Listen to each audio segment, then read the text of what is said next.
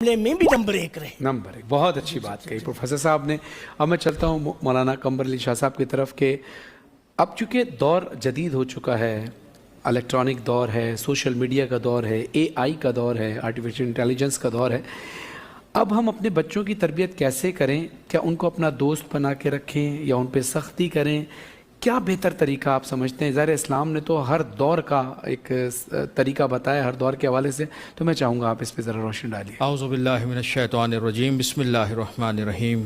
لقد کان لکم فی رسول اللہ اسوۃ حسنہ.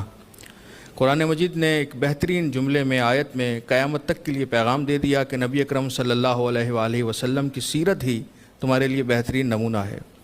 نبی اکرم صلی اللہ علیہ وآلہ وسلم نے باپ بن کر جو تربیت کی تو اس شاہکار کو فاطمہ زہرا کہا جاتا ہے، سبحان سلام اللہ علیہ. سیدہ نے جو بچے تربیت کیے انہیں حسن و حسین کہا جاتا ہے. سبحان اللہ. کس سے سیکھنا ہے؟ ذات رسالت سے سیکھنا ہے. سیدہ سیدۃ النساء العالمین کہلائیں. انہوں نے جو بچے تربیت کی وہ سیدہ شباب اہل الجنہ کہلائے، جوانان جنت کے سردار. اب ان کی سیرت سے ہمیں کیا ملتا ہے؟ کیونکہ یہ قیامت تک کے لیے عالمین کے لیے ہے، تو جو جو عمل یہ کرتے چلے گئے اسی کو ہم اپناتے چلے جائیں گے. اسلام اتنی تاکید کرتا ہے تربیت اولاد اور بچوں کے لیے. فرماتا ہے جب بچے دنیا میں آ جائیں تو ایک کان میں اذان کہو، دائیں کان میں اذان کہو، بائیں کان میں اقامت کہو. یعنی آتے ہی تربیت دے رہا ہے. صحیح. اطلب العلم من المہد الی اللحد. تعلیم حاصل کرو، علم حاصل کرو ماں کی آغوش سے اور لحد تک. کوئی آپ کا لمحہ ایسا نہیں ہے جو علم سے خالی ہو کے چلا جائے. مسلسل تربیت کا دورانیہ. اب بی بی سیدہ سلام اللہ علیہ نے کیسے تربیت فرمائی؟ ایک تربیت کا پہلو عبادت گاہ. اپنے بچوں کو لے کر آئیں عبادت گاہ کی جانب، دیکھیں کہ عبادت کیسے ہوتی ہے، رب العزت کے حضور سجدہ ریز کیسے ہوا جاتا ہے.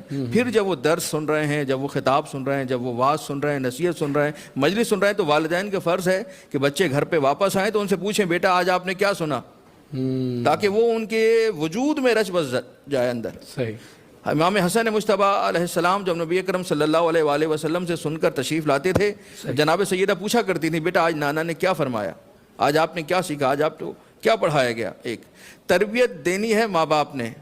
دوسری چیز سکھائے سخاوت کرنا. اور یہ بھی ہم نے روایت سنی کہ رسول اللہ صلی اللہ علیہ وسلم پر جب بھی کوئی وحی نازل ہوتی تو امام حسن علیہ السلام سے وہ اس کا تذکرہ کرتے اور وہ اپنی والدہ گرامی سے تذکرہ کرتے. جی اس میں اب وقت ہوتا ہے بیان کرتا. ہاں لیکن آپ اپنے موضوع کی طرف، یہ تو میں نے جسٹ بالکل درست فرمایا آپ نے. ایک روز ایسے ہی بیان فرما رہے تھے کہ مولا کائنات پردے کے پیچھے چھپے ہوئے تھے کہ میں دیکھوں میرا بیٹا کیسے بیان کرتا ہے. ماں باپ کی خواہش ہوتی ہے کہ بچے کو دیکھیں. جی بالکل ایسے. تو اس روز امام حسن کی زبان تھوڑی سی خاموش ہوئی.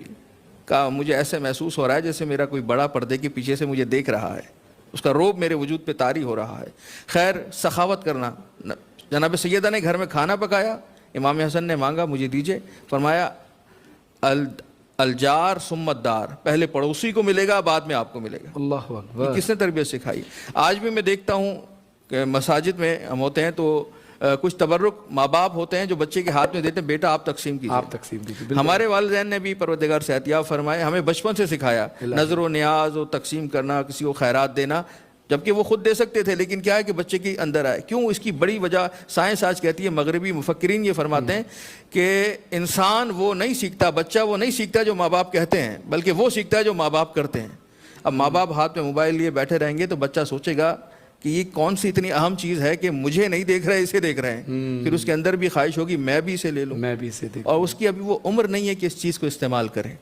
تو ہمیں چاہیے کہ بچوں کو ان کی عمر کے تحت ہی چیزیں انہیں فراہم کریں اور ہر چیز کے ساتھ ایک نتیجہ انہیں دیں کہ وہ اس کو کیسے استعمال کریں گے. ماشاءاللہ بہت اچھی بات آپ نے کہی. اب سختی کرو ان پر. ضروری ہے، ضروری. اب مولانا صاحب ایک جملے میں اگر آپ اس کا بیان فرما دیں تاکہ کلوز ہو جائے. سب نے اپنا اپنا پیغام دے دیا، صرف اولاد کی تربیت کے.